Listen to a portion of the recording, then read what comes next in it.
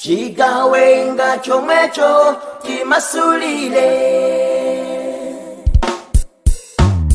Yesu anafera pamtanda mutosala kwako machigawenga chinatuluka undende. Yesu anafera pamtanda mutosala kwako machigawenga adachiusa chitemanu. Pilato wanafusa oh Yesu ndi palapa yo timasule yani kodi hayudana fula. Chigawenga chomwecho timasulile ndakalagula nsembe. Chigawenga chomwecho timasulile kale ndi chakupa. Chigawenga chomwecho timasulile kubakuwano. Chigawenga chomwecho timasulile Yesu apachikile fasa. Chigawenga chomwecho timasulile kulena nchilungamo. Chigawenga chomwecho timasulile ziko limadana nchilungamo isomdima umadana kunikaye ziko linasanga chikawenga machika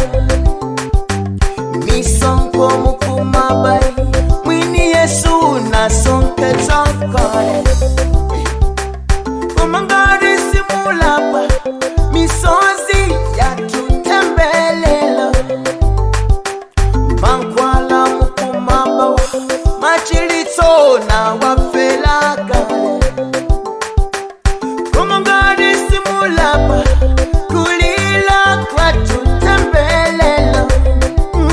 Yeah, yeah. Fiko imadana chilungamo isomdima umadana kunika Fiko linasanga chikawenga machika mpulumutsi wasalagwe